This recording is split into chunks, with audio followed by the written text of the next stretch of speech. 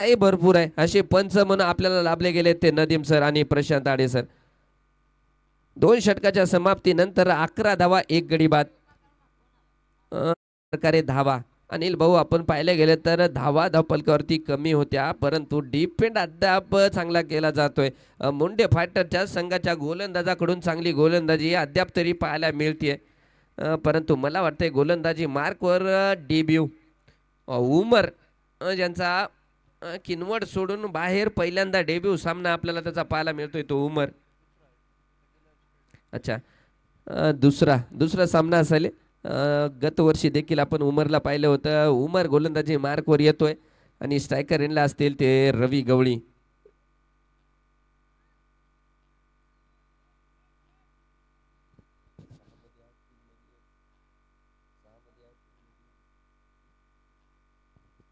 Nazim Shaikh sir, good morning sir आणि welcome.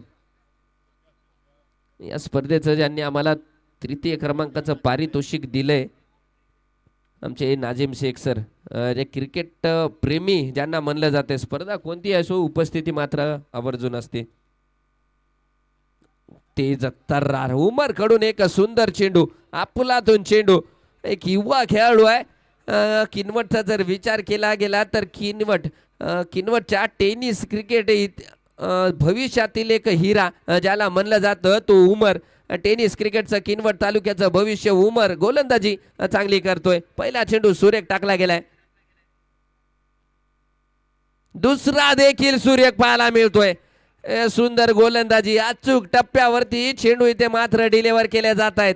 Nazim Shaikh sir सांगत होतो प्रेक्षकांना की नाजिम शेख सर एक क्रिकेट प्रेमी व्यक्तिमत्व आहेत आणि या स्पर्धेसाठी आपण पाहतोय आमदार चषक 2025 स्पर्धेसाठी तब्बल 61,111 रुपयाचं पारितोषिक देखील त्यांच्याकडून आम्हाला मिळाले. यावेळेस फटका मिस टाइम झालाय, परंतु झेल घेतला गेलाय. विकास पवार कडून एक झेल आणि उमरला मिळाली ती पहिली सफलता. गडी बाद होतोय रवी गवळी.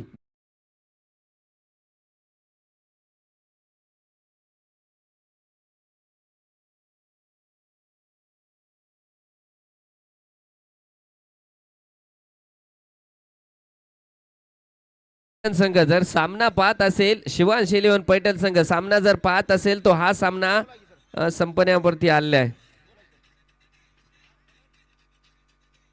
आपण यायचंय, सामना संपतोय, रिपोर्टिंग करायचंय. हसनेन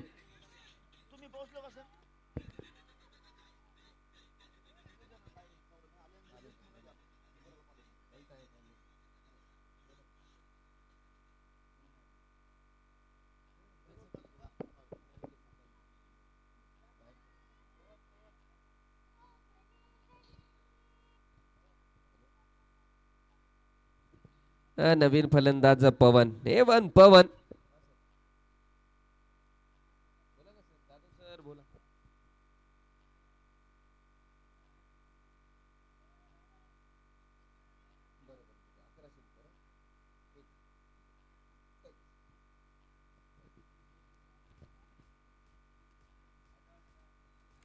या दरम्यान पवन साठी देखील चांगला चेंडू. ओ बॅटचा एज आणि उमरला मिळाली ती दुसरी सफलता. पवन सुद्धा बॅक टू द पवेलियन.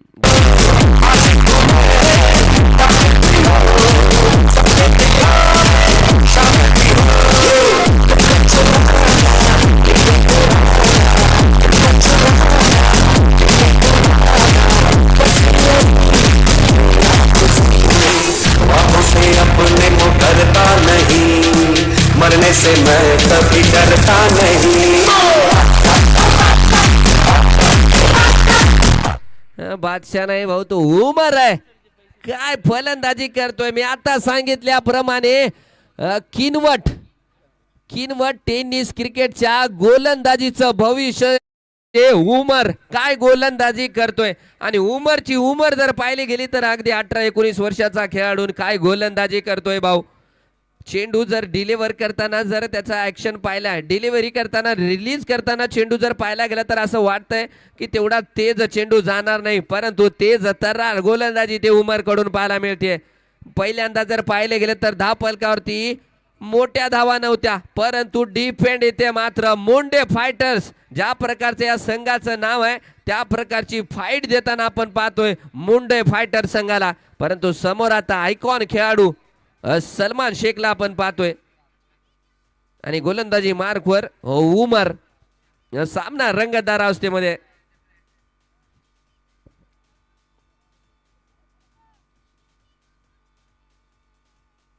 अखेरी अगदी 11 धावावरती 3 गडी देखील बाद झाले गेले ते श्री 11 देगलूर संघाचे.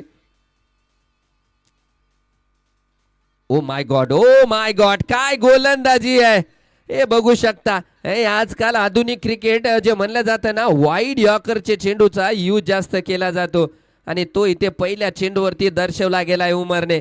वाईड यॉर्कर ते तर्रार चेंडू उमर कडून पाहायला मिळतोय. 11 धावा आणि 3 गडी बाद झालेत. काय गोलंदाजी करतोय उमर. तिसरं षटक.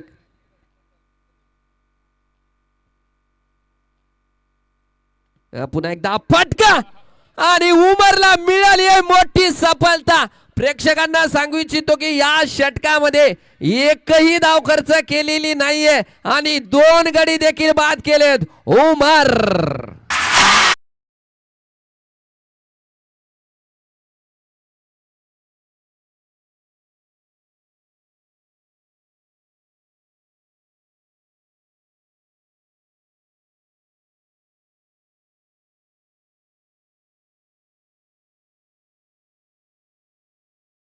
काही धाव न देता 3 गडी बाद केलेले आहेत आणि एक पारितोषिक देखील आलंय. नाजिम शेख सर यांच्याकडून उमरच्या गोलंदाजीवर खुश होऊन तब्बल 1000 रुपयाचं पारितोषिक इथं जाहीर केलं गेलंय.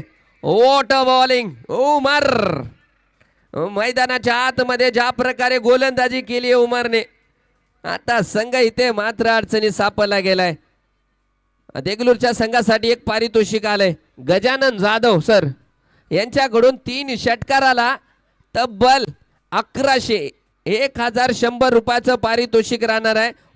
देगलूर संघाच्या खेळाडूने 3 चेंडूवरती जर 3 षटकार मारले तर गोलंदाजी मार्कवर राजू परचाके 4थं षटक घेऊन आलेत. 11 धावा धावफलकावरती आहेत.